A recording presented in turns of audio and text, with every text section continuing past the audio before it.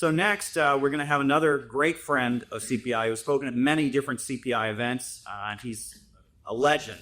This is Garland Nixon. So welcome, Garland. I couldn't give you any further introduction to me. Thank you. I see you're looking to build a peace bridge to Russia, so Sarah Palin will be happy, I guess. You can see Russia trying across the bridge from Wasilla.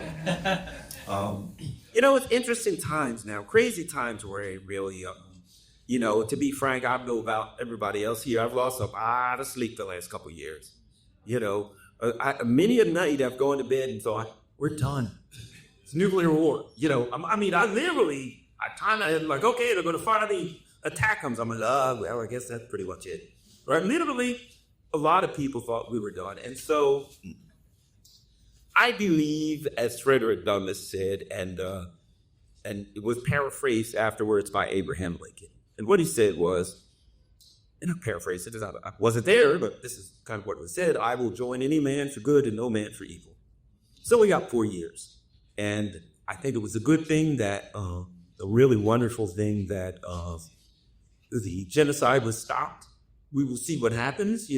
I think that we, as Dr. Leon said, we got to organize, we got to continue to push, and we got to say, okay, it stopped, and there's more to come. And so therefore, we have to keep the pressure on and say, okay, make sure the next phase goes through, the next phase, what have you, right?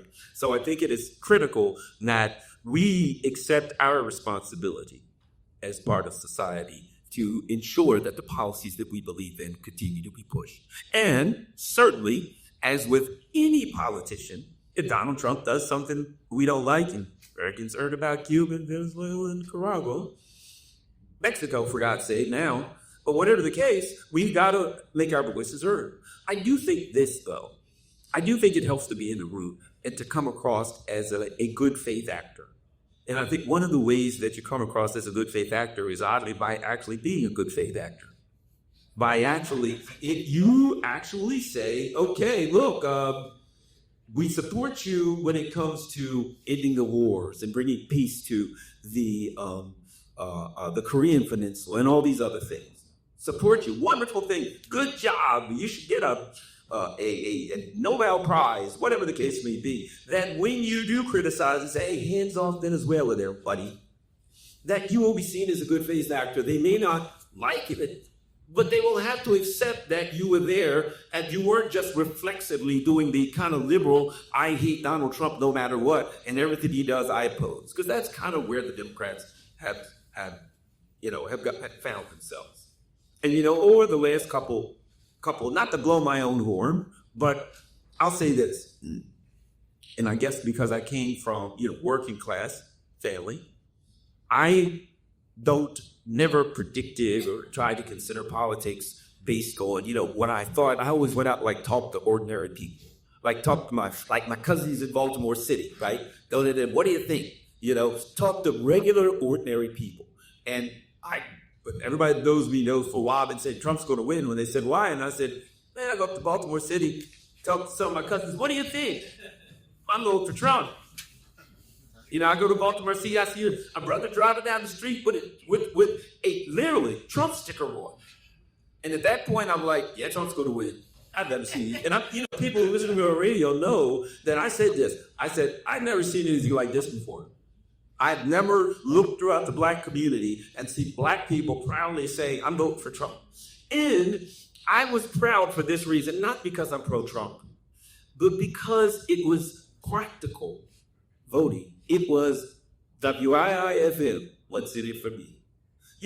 Actually, the group that I'm most proud of, and I would say that black voters could learn from, was the Muslim community. That's what they did. Because what they said to the Democrats is, we've been voting for you, but you get one chance when it comes to genocide. A lot of black voters, and a lot of people know there's a history there. Black folks have, struggled with racism and apartheid and everything, so I understand the historical concepts of it. But the Muslim voters were like, one chance. Oh, you vote for genocide? We're going over here. That was it. And they got what they asked for. Now, they even said, well, Trump doesn't do it, we'll cast him aside too. But it was practical voting. He went to them and they said, hey, we want you to stop the genocide. And he says to them, vote for me, I'll stop it. He voted for them, they stopped it. They ain't going back to the Democrats. They're not going back because they got what they wanted. So now we're hearing as I said, today Trump said or something about making the cartels in Mexico terrorists and things like that. There's going to be trouble. Those kinds of things. Certainly, absolutely. But I think that if Trump actually moves to end the conflict in Ukraine, tries his best to, and let's face it, based on what happened with the ceasefire in Israel, I have to guess there's a chance, because if anybody told me that was going to happen, I would have never believed it. Impossible, can't happen, no way in the world.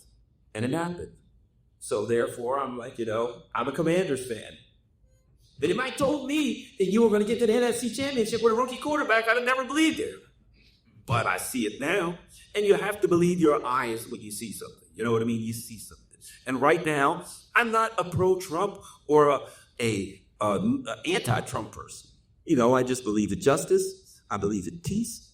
I believe in doing the right thing. And if we could get a little bit of justice, a little bit of peace, and a little bit of the right thing, we know we're going to get some wrong thing, but we'll take the right thing too. And so I think it is important and critical. I've got to congratulate that we continue to do this. And I got to congratulate Caleb because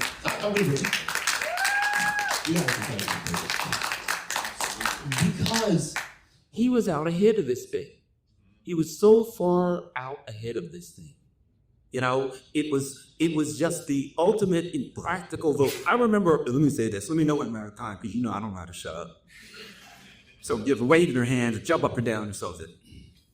But I told the story. I was in Philadelphia at my buddy, we've been buddies for many, many years. One of the best friends in the world, Pedro right there. And we were at this Korean community center.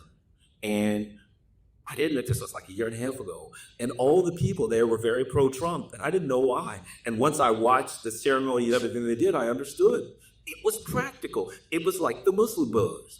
They said, hey, you want to bring peace to our homeland? We're going to support them. And I just thought to myself, that's smart politics. That's what we all have to do. And as soon as Trump said, when they end the war, I'm going to do this, this, and this, Caleb said, I'm in. Let's all push it. And let me say this. I think he stuck his neck out. I think it was a dangerous thing to do, if he wanted to be one of the players. Because, there's a lot of people that would say, well, based on our identity, or whatever, we can't really do that. And it was a very practical thing to do, and I really appreciate it. And the thing that did was it gave political cover for a lot of other people that wanted to do it. It gave room for a lot of other people who were thinking that, but maybe a little bit like, I wouldn't do that. Everyone's going to beat up on me.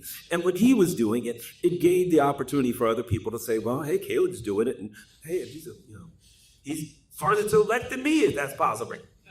So, hey, don't beat me up, or at least I got somebody to get beat up with. So I really appreciate the good work that he's doing and convincing a lot of people who trusted him and saw him as a leader and saw him as a person who was an innovative political figure. And I think it was good. I think we're moving in the right direction. And if people listen to me, and I'll say, look, there's got to be some very powerful people behind Donald Trump who said you could do this. Otherwise, he couldn't do it, And there's a lot of very interesting things going on right now. And I'm just happy as I get older, and cross 60 and, not as young as I used to be. In fact, I went to the doctor recently and thought I had a little bit of arthritis. Luckily, he said, no, we've just got a early onset of rigor mortis. So, that was good. But at any rate, but it's nice to know, to see so many young people involved, to see a mix of people in my age range and people, you half the age of my daughter, for God's sake, in here. But I think everyone here, it's good to come together. For everybody watching, I think there's a lot to be learned here. And I think what people have to learn is, the people that are watching online, what you have to learn is this. Don't do the politics of personality. This is not about Donald Trump as a person. This is about policies in the best interest of people. It's about peace. And it's about moving forward to create, number one, to bring a peaceful world so that we all don't get nuked and we have an opportunity to move forward. And as things change, I think it's a time, it's an opportunity for those of us who feel that we have a good economic message to people, that as times change, maybe the opportunity for us to get our message out a little bit stronger will be there. I was really happy to hear that everyone was out with the banners today and that the mainstream media is talking to Caleb and seeing all of this stuff. I think that's powerful. And I hope that CPI continues. Thanks, everyone.